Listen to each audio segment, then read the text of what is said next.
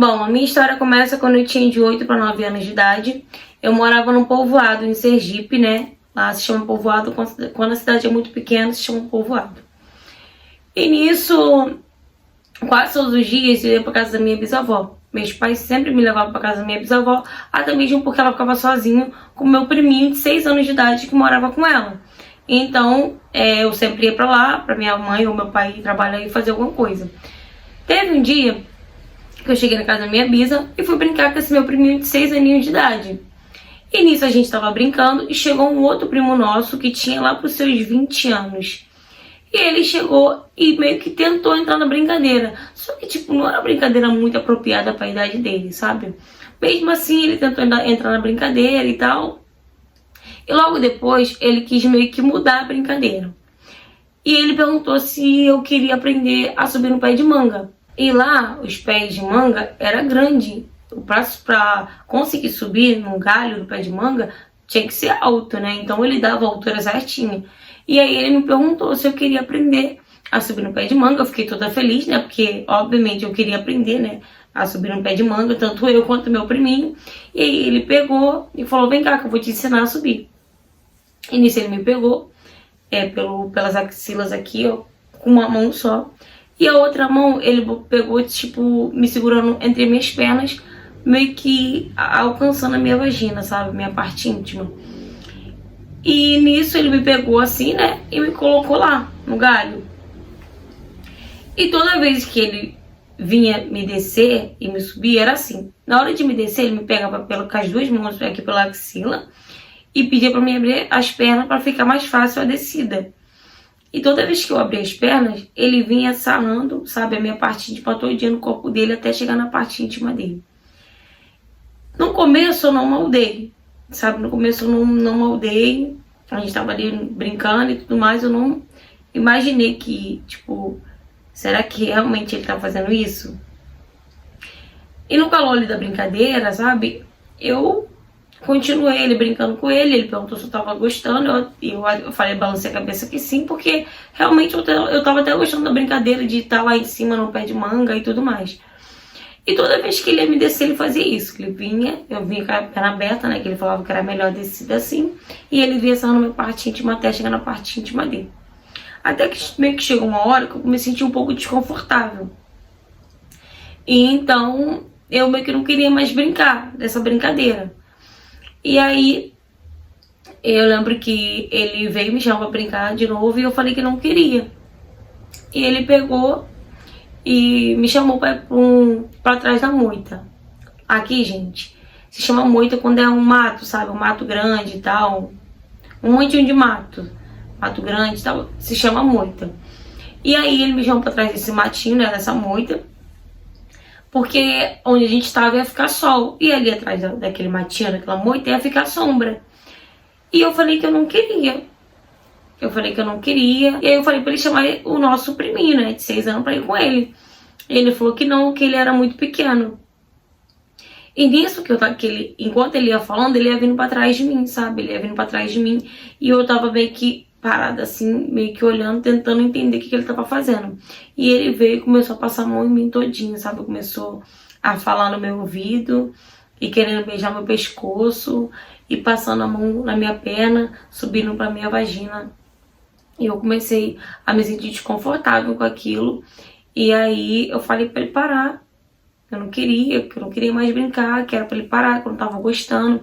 E ele tentou me beijar e eu comecei a meio que empurrar ele. E ele começou a falar pra mim que se eu falasse aquilo pra alguém, se eu contasse pra alguém, ele ia me dar uma surra, que eu nunca mais ia esquecer.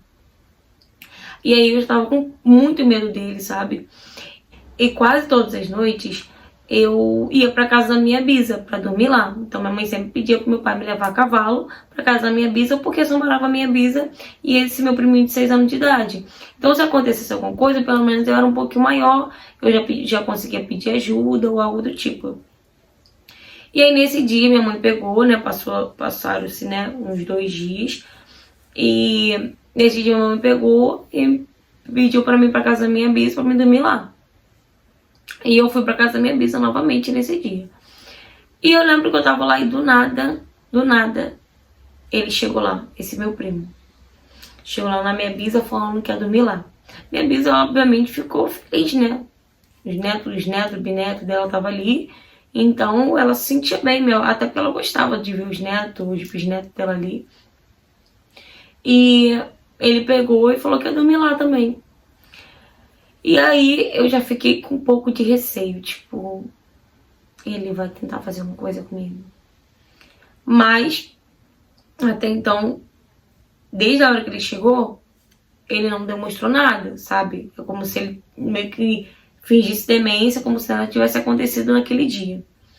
E aí eu fui dormir. Quando eu tava dormindo, eu meio que senti, sabe? Uma mão no meu pescoço, sabe? Me alisando. E eu, não acredito. Não acredito. E era ele. Obviamente que era ele, né? Quem mais seria?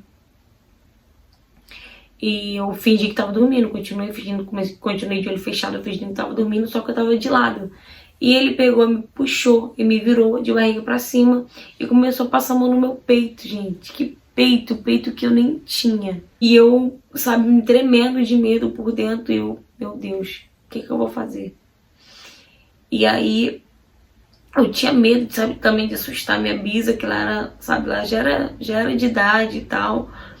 E eu fiquei ali, não sei saber o que fazer. Isso, enquanto ele passava a mão no meu peito, ele passava a mão no meu peito e ia descendo pra minha vagina. E ele começou a falar no meu ouvido, nossa, como ele é lisinha, grande, gostosa. E daí ele desceu e começou a chupar minha vagina. E eu lembro que ele chupou minha vagina com tanta força, que chega, doía, ardia.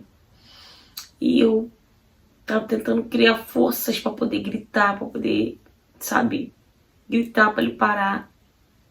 E quando eu consegui criar coragem pra poder gritar, ele pegou na minha garganta, pegou no meu pescoço e falou que se eu gritasse, ele ia me matar ali enforcada.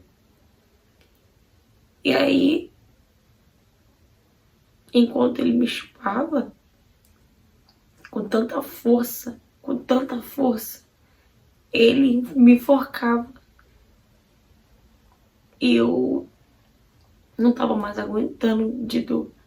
Aí ele pegou a minha mão e colocou lá no pênis dele, sabe? E começou meio que a apertar minha mão e balançando. E aí ele subiu em cima de mim novamente e tentou a penetração. Ele tentava de todo custo penetrar, sabe? E tava doendo muito.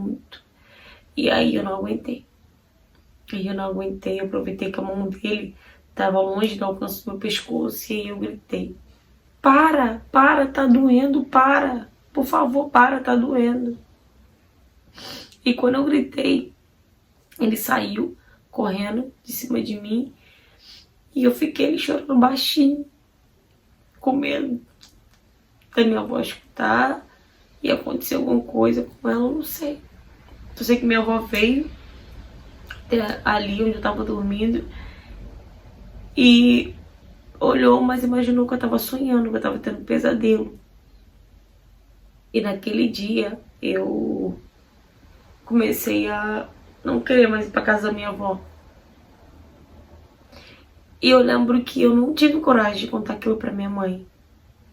Eu não tive coragem de contar pra minha mãe, nem pro meu pai, pra ninguém, na verdade. Mas aí eu tive coragem de contar pra minha tia. Minha tia era mais velha que eu, uns 2 anos. E aí eu contei pra ela e ela falou pra mim que ele também já tinha feito basicamente a mesma coisa com ela. E eu não sei como que minha mãe ficou sabendo. Eu só sei que minha mãe chegou até mim e minha mãe perguntou o que tinha acontecido, que era pra me falar a verdade. E quando a mãe chegou pra perguntar pra mim, quando ela tocou no assunto, eu já desmoronei. Eu já comecei a chorar, eu chorava. E enquanto eu chorava, eu ia contando o que ele fez. E eu lembro que meus tios, minhas tias, meus pais, eles ficaram azedos de raiva e queriam pegar ele de qualquer forma. Só que alguém já tinha, né, já tinha ido contar pra ele, já tinha chego no ouvido dele, né, que já tinha se espalhado pela família, o que ele tinha feito comigo. E aí ele sumiu. Hoje, o que a gente sabe é que ele mora em Curitiba, só que ele vive fugindo, sabe? Ele tá fugido lá em Curitiba, pessoas que querem lixar ele, porque o que a gente ficou sabendo foi que ele abusou, né? Ele molestou uma menina de 12 anos de idade, se eu não me engano, na cidade de Aracaju. E ele teve que ir pra Curitiba, fugido, porque as pessoas queriam lixar ele. E hoje eu entendo que meus pais deveriam ter denunciado ele. Naquela época não. Naquela época acho que eu não entendia. Pra mim, minha família tirar ele de perto de mim era o suficiente, de mim e da minha tia. Mas hoje eu entendo que minha mãe deveria, meus pais deveriam ter denunciado ele, porque pelo menos ele ia parar por aí. Porque agora ele continua fazendo a mesma coisa com outras meninas. Até hoje ele continua fazendo a mesma coisa com outras meninas. E eu não sei se isso aconteceu só comigo e com a minha tia, se aconteceu com outras garotas. Porque o que a gente sabe é que ele já molestou outras meninas. Só que ninguém denunciou ele. Hoje eu não sei se alguém chegou a denunciar ele. O que a gente sabe hoje é só isso. Que ele vive fugido, né? Vive se escondendo de pessoas que querem lixar ele, porque ele abusou de uma menina em Aracaju. Com certeza já deve ter abusado de outras, né? Diversas outras meninas. E essa, ou alguém descobriu, ou ela contou, teve coragem de contar.